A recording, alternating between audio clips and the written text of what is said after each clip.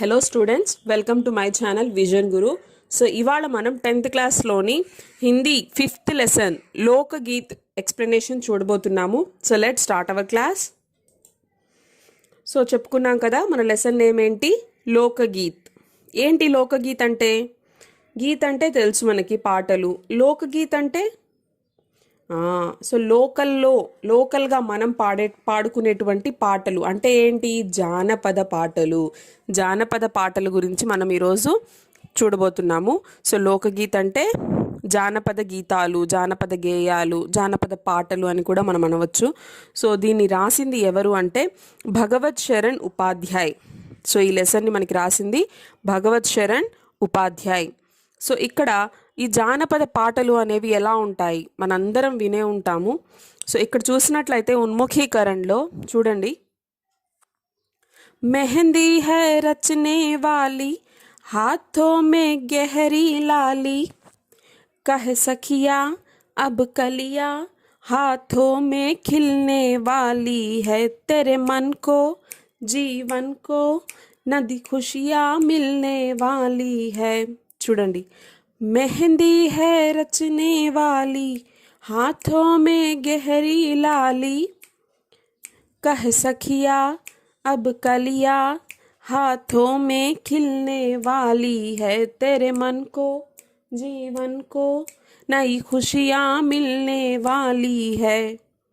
So చూడండి, ఈ పాట వినగానే మనకు అర్థమైపోతుంది ఏ అకేషన్లో మనం పాడుకుంటాము. మెహందీ. సో పెళ్ళిళ్ళప్పుడు ఈ ఫంక్షన్స్ ఉంటాయి కదా మనకి, మెహందీ ఫంక్షన్, సంగీత్ ఫంక్షన్ అని.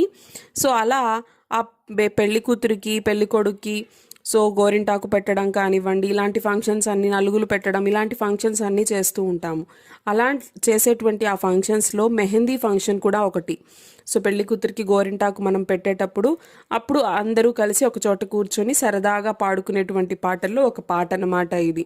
సో పెళ్లి కూతురికి మనము గోరింటాకు పెట్టేటప్పుడు, అంటే జానపద గీతాలు అంటేనే వాటికి ఒక స్పెషల్ అకేషన్ అంటూ ఏముండదనమాట. నలుగురు కూర్చున్నాము, ఊరికే చిట్ చాట్ చేసుకుంటూ మాట్లాడుకుంటూ ఉన్నాము, సరదాగా ఒక పాట అలా పాడుకోవడమే. సో ఇలా ఉంటుంది. దీని గురించి ఇంకా మనము బ్రీఫ్ ఎక్స్ప్లెనేషన్ ఇక్కడ ఇస్తున్నాను కదా, లెసన్లోకి వెళ్ళినట్టయితే మనము ఎక్స్ప్లెనేషన్ అనేది క్లియర్గా చూద్దాము. సో ఈ ఉన్ముఖీకరణకి సంబంధించి ఇక్కడ 3 క్వశ్చన్స్ ఇచ్చున్నారు. हाथों में क्या रचने वाली है? సో చేతులకి ఏం పెట్టబోతున్నారు? నెక్స్ట్ క్వశ్చన్, ఇస్ తరహకే గీతోं को क्या कहा जाता है? సో ఇలాంటి పాటల్ని మనం ఏమంటాము? ఇప్పుడే చెప్పుకున్నాం మనం. నెక్స్ట్ థర్డ్ క్వశ్చన్, కిన్ కిన్ సందర్భోं में लोकगीत गाए जाते हैं? సో ఎలాంటి అకేషన్స్ అప్పుడు జనరల్గా మనము ఈ జానపద గీతాలని పాడుకుంటాము అని ఇక్కడ అడుగుతున్నారు. సో టెక్స్ట్ బుక్లో నెక్స్ట్ పేజ్కి వెళ్ళినట్లయితే మీరు పేజ్ నెంబర్ 27లో, సో పేజ్ నెంబర్ 27లో చూసినట్లయితే ఇక్కడ ఇంకొక పాట కూడా మనకిచ్చున్నారు.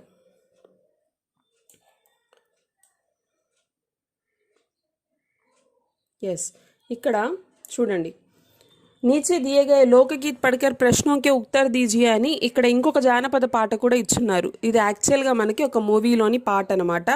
తీసరీ కసం అనేటువంటి హిందీ పిక్చర్లోని ఒక సాంగ్ ఇది. సో దీన్ని రచించింది ఎవరు అంటే శైలేంద్ర కుమార్. సో శైలేంద్ర కుమార్ గారు రాశారు. సో ఇది కూడా ఏంటంటే జనరల్గా అందరూ కలిసి ఒక చోట కూర్చొని సరదాగా మాట్లాడుకుంటూ అలా పాడుకునే పాట అన్నమాట. సో ఒకసారి ఆ పాట కూడా చూద్దాం మనం. చలతు ముసాఫిర్ మోలియా రే పింజడే వాలి మునియా, చలతు ముసాఫిర్ మోహలియా రే పింజడే వాలి మునియా, उड़ उड़ बैठी हलवैया दुकनिया, उड़ उड़ बैठी हलवैया दुकनिया, बर्फी के सब रस ले लिया रे पिंजड़े वाली मुनिया, बर्फी के सब रस ले लिया रे पिंजड़े वाली मुनिया, उड़ उड़ बैठी बजजवा दुकनिया, उड़ उड़ बैठी बजजवा दुकनिया, कपड़ा के सब रस ले लिया रे पिंजड़े वाली मुनिया, कपड़ा के सब रस ले लिया रे पिंजड़े वाली मुनिया, उड़ उड़ बैठी पनवड़िया दुकनिया, उड़ उड़ बैठी पनवड़िया दुकनिया, बीड़ा के सब रस ले लियो रे पिंजड़े वाले मुनिया, बीड़ा के सब रस ले लियो रे पिंजड़े वाली మునియా. చూడండి, వింటుంటే మనకి తెలియకుండానే మనలో ఒకలాంటి ఉత్సాహం అనేది వచ్చేస్తుంది ఆటోమేటిక్గా. సో అలా ఉంటాయి ఈ పాటలు, చాలా ఎనర్జెటిక్గా. సో చాలా బాగుంటాయి అన్నమాట. సో ఈ పాటలు ఏంటి, ఇంకా వీటి గురించి అసలు ఎప్పుడు పాడుకుంటారు, ఎవరు పాడుకుంటారు, ఎలా పాడుకుంటారు, ఇదంతా కూడా మనం ఇప్పుడు తెలుసుకుందాము.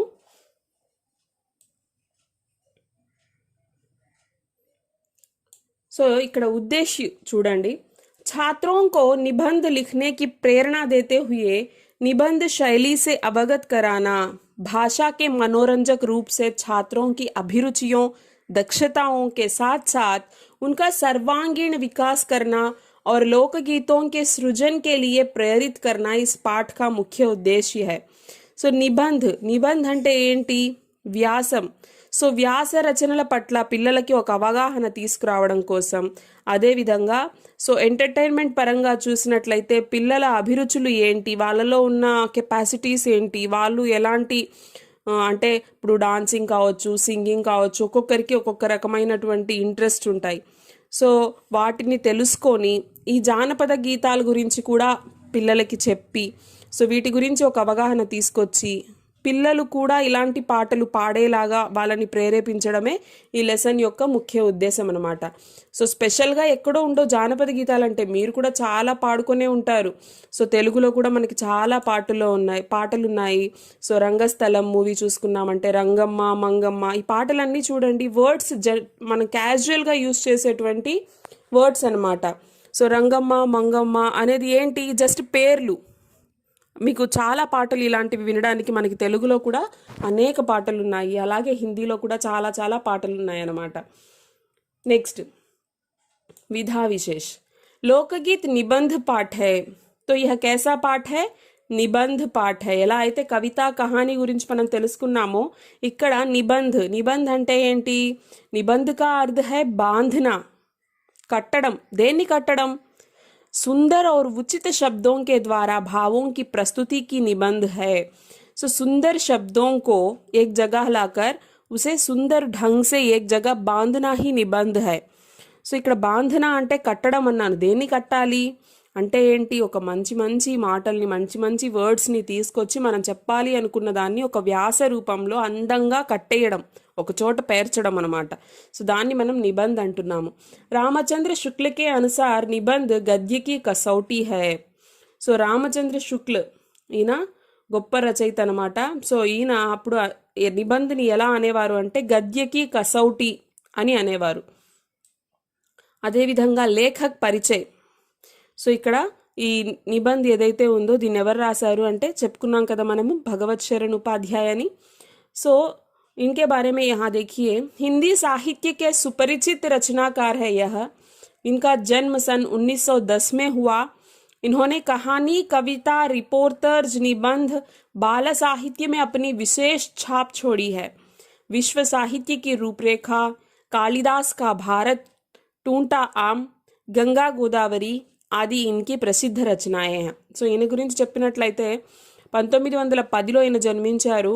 సో ఈయన చాలా స్టోరీస్ రాశారు, అదేవిధంగా కవిత, పోయమ్స్ రాశారు. రిపోర్టర్స్ అంటే ఏంటి?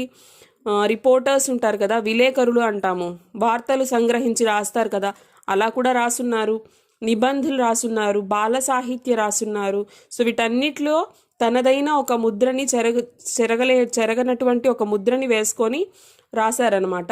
విశ్వ సాహిత్యకి రూపురేఖ, కాళిదాస్ కా భారత్, టూంటా ఆమ్, గంగా గోదావరి ఆది ఇన్కి ప్రసిద్ధ రచనాయే. సో ఈయన రచించినటువంటి ముఖ్య రచనలు ఇవి.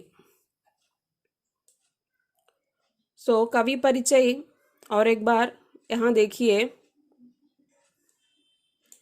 సో ఈయన జీవన్ కాల్, పుట్టింది వచ్చేసి 1910, అలాగే ఆయన మరణించింది 1982.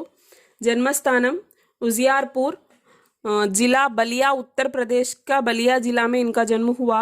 और इनकी रचनाएं इपड़े చెప్పుకున్నాం మనం. विश्व साहित्य की रूपरेखा, कालिदास का भारत, कादम्बरी, बुद्ध वैभव, यह सब इनकी रचनाएं हैं. विशेषताएं: मॉरिशस में भारत के राजदूत रहे थे. हिंदी विश्वकोश संपादक मंडल के सदस्य भी थे। बनारस हिंदू विश्वविद्यालय की शोध पत्रिका का संपादन भी किया था इन्होंने। సో ఇది మనకి భగవత్ శరణ్ ఉపాధ్యాయ గురించిన ఇంపార్టెంట్ పాయింట్స్ అన్నమాట. నెక్స్ట్ విషయ ప్రవేశ్ इंट्रोडक्शन చూడండి. हमारी संस्कृति में लोकगीत और संगीत का अटूट संबंध है. मनोरंजन की दुनिया में आज भी लोकगीतों का महत्वपूर्ण स्थान है. गीत संगीत के बिना हमारा मन रसा से नीरस हो जाता है. प्रस्तुत निबंध में भारतीय लोकगीत का वर्णन बड़े ही सुंदर ढंग से किया गया है. చూడండి ఏం చెప్తున్నారు, మన సంస్కృతి చూసుకున్నట్లయితే మన కల్చర్లో సో ఈ జానపద గీతాలకి నార్మల్గా సంగీతానికి విడదీయలేనటువంటి ఒక సంబంధం ఉందట. సో ఎందుకు అంటే ఎంటర్టైన్మెంట్ వరల్డ్, మనోరంజన్కి దునియా, సో ఎంటర్టైన్మెంట్ వరల్డ్లో చూసుకున్నట్లయితే ఇవాళ కూడా సో ఈ జానపద గీతాలకి చాలా ముఖ్యమైనటువంటి స్థానం, ఎంతో గొప్ప స్థానం ఉంది. సో ఈ పాటలు సంగీతం ఇవి లేవంటే అసలు మనం ఉండలేము ఫస్ట్ ఆఫ్ ఆల్. ఎందుకంటే మన మనసు రస్సే నీరస్ హో జాతా హై. సో మ్యూజిక్ విన్నాము అంటే మన మైండ్ ఫ్రెష్ అయిపోతుంది. అసలు మన మూడ్ ఎలా ఉన్నా కూడా మనము మంచి మూడ్లోకి వచ్చేస్తాము. అలా మ్యూజిక్ లేదు అంటే మనకు ఒకలాంటి తెలియని నీరసం అనేది వచ్చేస్తుంది ఆటోమేటిక్గా. ప్రస్తుత నిబంధమే ఇప్పుడు ఇచ్చినటువంటి ఈ లెసన్, ఈ వ్యాసం ఏదైతే ఉందో, ఈ నిబంధ ఏదైతే ఉందో దీంట్లో భారతీయ లోకగీత్ కా వర్ణన్ బడే హీ సుందర్ ఢంగ్ సే కియా గయా హై. సో భారతదేశ జానపద గేయాల గురించి చాలా అందంగా వర్ణించడం జరిగింది. సో ఇందులో లేఖక్ ఏం చెప్పారు అనేది మనం చూసేద్దాము. लोकगीत अपनी लोच, ताजगी और लोकप्रियता में शास्त्रीय संगीत से भिन्न है. సో ఈ జానపద గీతాలు వీటిలో ఉన్నటువంటి ఆ ఫ్రెష్నెస్ కావచ్చు, ఆ కోమలత్వం కావచ్చు, జనాలు వీటిని ఆదరించడం కావచ్చు, ఇవన్నీ కూడా శాస్త్రీయ సంగీతంతో కంపేర్ చేసుకున్నట్లయితే టోటల్గా ఇది చాలా వేరేగా ఉంటుందన్నమాట. లోకగీత్ సీధే జనతాకే సంగీత్ హై. సో ఈ జానపద గేయాలు అనేవి పూర్తిగా మన సాధారణ ప్రజల సంగీతం అంటే ఒక కామన్ మ్యాన్, అంటే మనకి సంగీతం నేర్చుకొని ఉండాలి, ప్రాక్టీస్ చేసి ఉండాలి, వాళ్ళకి మాత్రమే వస్తుంది అలా ఏం కాదు. ఘర్ గాంవ్ ఔర్ నగర్కి జనతాకే గీత్ హై. చూడండి, సో ఇళ్లలో ఉండేవాళ్ళు, పల్లెటూర్లలో ఉండేవాళ్ళు, పట్టణాల్లో ఉండేవాళ్ళు వీళ్ళందరూ కూడా చక్కగా పాడుకోవచ్చు వీటిని. ఇన్కే లియే సాధన్కి జరూరత్ నహీ హోతీ. వీటికి స్పెషల్గా ఇన్స్ట్రుమెంట్స్ కావాలి, మ్యూజికల్ ఇన్స్ట్రుమెంట్స్ ఉంటేనే వీటిని పాడుకోగలము అని ఏం లేదు. అవి లేకపోయినా కూడా, సంగీత వాయిద్యాలు మ్యూజికల్ ఇన్స్ట్రుమెంట్స్ ఏవి లేకపోయినా కూడా మనం చక్కగా వీటిని పాడుకోవచ్చు. त्योहारों और विशेष अवसरों पर ये गाए जाते हैं. సో పండగలప్పుడు ఏదన్నా చిన్న చిన్న అకేషన్స్ ఉంటాయి కదా ఇంట్లో, సో అలాంటి అకేషన్స్ ఉన్నప్పుడు, అంటే మనకి జనరల్గా మనకి పెద్ద ఐడియా ఉండకపోవచ్చు, కానీ మన ఇళ్ళలో పెద్దవాళ్ళు ఉంటారు, అమ్మమ్మలు, తాతయ్యలు, నానమ్మలు, వీళ్ళని అడిగితే వీటి గురించి చాలా అంటే చాలా చక్కగా చెప్పుకొస్తారు వాళ్ళు. ఎందుకంటే వాళ్ళ టైమ్స్లో ఇప్పటికీ పెద్దవాళ్ళు ఉన్న ఇళ్ళల్లో అయితే చిన్న చిన్న వాటికి కూడా వాళ్ళు పాడతారు పాటలు. అంటే పిల్లలు పుట్టినప్పుడు వాళ్ళకి బారసాల చేసేటప్పుడు ఒక పాట పాడతారు, గృహప్రవేశాలప్పుడు కానివ్వండి, పెళ్ళిళ్ళు, నలుగులు, ఇలా చిన్న చిన్న ఫంక్షన్స్కి కూడా వాళ్ళందరూ ఏదో ఒక పాట, అంటే వాళ్ళ ఆనందాన్ని అలా కన్వే చేస్తారనమాట వాళ్ళు. सदा से ये गाए जाते रहे हैं और इनके रचने वाले भी अधिकतर गांव के लोग ही हैं. సో చూడండి, ఈ గేయాలు, జానపద గేయాలు ఏవైతే ఉన్నాయో ఎక్కువగా వీటిని రాసేది కానీ పాడేది కానీ ఎవరు అంటే ఎక్కువగా పల్లెటూర్లలో ఉండేటువంటి ప్రజలే వీటిని ఎక్కువగా పాడేవాళ్ళు. స్త్రీయోं ने भी इनकी रचना में विशेष भाग लिया है. సో అందులో కూడా ఆడవాళ్ళు, స్త్రీలు ఎక్కువగా వీటిలో పార్టిసిపేట్ చేసేవాళ్ళు అనమాట. ఏ గీత్ బాజోं की मदद के बिना ही या साधारण ढोलक, झांझ, करताल, बांसुरी आदि की मदद से गाए जाते हैं. సో ఈ పాటలు ఎలా పాడుకుంటారు? బాజోं के मदद के बिना ही. బాజా అంటే ఏంటి? మేళతాళాలు, ఇందాకే చెప్పుకున్నాం మనం, మ్యూజికల్ ఇన్స్ట్రుమెంట్స్, సంగీత వాయిద్యాలు, ఇవేవి లేకపోయినా కూడా మనం సాధారణంగా ఇళ్లలో ఉండేటువంటి ఢోలక్ అంటే పెళ్ళిళ్ళప్పుడు ఫంక్షన్స్ అప్పుడు పెట్టుకొని వాయిస్తూ ఉంటారు. సో ఆ ఢోలక్ వాయించి కానివ్వండి, ఝాంజ్ అంటే గజ్జెల చప్పుడు లాగా. ఇక్కడ పిక్చర్లో చూసినట్లయితే ఒక ఆయన పట్టుకొని ఉన్నాడు కదా, ఇలా చిన్న డ్రమ్ లాంటిది, దానికి గజ్జెల లాగా వస్తాయన్నమాట. సో ఇలాంటివి. కర్తాల్ అంటే చప్పట్లు, అలాగే బాన్సురి అంటే ఫ్లూట్. సో ఇలాంటివి జనరల్గా దొరికేవి, ఇళ్లలో ఉండేవి. సో ఇలాంటివన్నీ యూజ్ చేసి కూడా ఈ జానపద గీతాలు పాడుకుంటారనమాట. एक समय था जब शास्त्रीय संगीत के सामने इनको हेय समझा जाता था. अभी हाल तक इनकी बड़ी उपेक्षा की जाती थी, पर इधर साधारण जनता की ओर जो लोगों की नज़र फिरी है, तो साहित्य और कला के क्षेत्र में भी परिवर्तन हुआ है. ఒకప్పుడు చూసుకున్నట్లయితే శాస్త్రీయ సంగీతం ముందు ఈ జానపద గీతాలని చాలా చులకనగా చూసేవాళ్ళు, చాలా చిన్నవిగా భావించేవాళ్ళు. కానీ రాను రాను ఆ మార్పు అనేది వచ్చింది. సో సాధారణ ప్రజల వైపు చూడడం మొదలుపెట్టారు. ఇవాళ మనం చూసుకున్నట్లయితే సో ఇంచుమించు ప్రతి సినిమాలో ఒక జానపద గీతం ఉంది. మనకి బాగా ఫేమస్, అందరికీ తెలిసిన సింగర్ మంగ్లీ కావచ్చు. సో ఇలా చాలామందే ఉన్నారు జానపద గీతాలు పాడేవాళ్ళు. వీళ్ళంతా ఏంటి, పల్లెటూర్ల నుంచి వచ్చిన వాళ్ళు. వాళ్ళ భాష ఎలా ఉంటుంది, సాధారణ భాష, వాడుక భాష, జనరల్గా మాట్లాడుకునేటువంటి వర్డ్స్తోనే వాళ్ళు సాంగ్స్ అనేవి పాడతారనమాట. సో రాను రాను ఆ మార్పు వచ్చింది, వాళ్ళని కూడా మనము గుర్తించడం జరిగింది. अनेक लोगों ने विविध बोलियों के लोक साहित्य और लोक गीतों के संग्रह पर कमर बांधी है और इस प्रकार के अनेक संग्रह अब तक प्रकाशित हो गए हैं. सो बोलियों में अंतर होती है. సో బోలి అంటే ఏంటి, భాష, స్లాంగ్. సో ఒక్కొక్క అంటే మనం ఇప్పుడు ఏపీలో ఉండే వాళ్ళ తెలుగు ఒకలాగా ఉంటుంది, తెలుగే. కానీ తెలంగాణలో ఉండేటువంటి వాళ్ళ యొక్క లాంగ్వేజ్ తెలుగు ఒకలాగా ఉంటుంది. ఆ స్లాంగ్ అనేది చేంజ్ అవుతుంది అనమాట. సో అదేవిధంగా పాటలు పాడడంలో కూడా ఆ ప్లేస్ని బట్టి వాళ్ళ వర్డ్స్ని ప్రొనౌన్స్ చేయడం కానీ, వాళ్ళ మాట తీరు, వాళ్ళ భాష అది కొంచెం డిఫరెంట్గా ఉంటుంది. అలాగే ఆ పాటలు కూడా అలా కొంచెం డిఫరెంట్గానే ఉంటాయి అన్నమాట.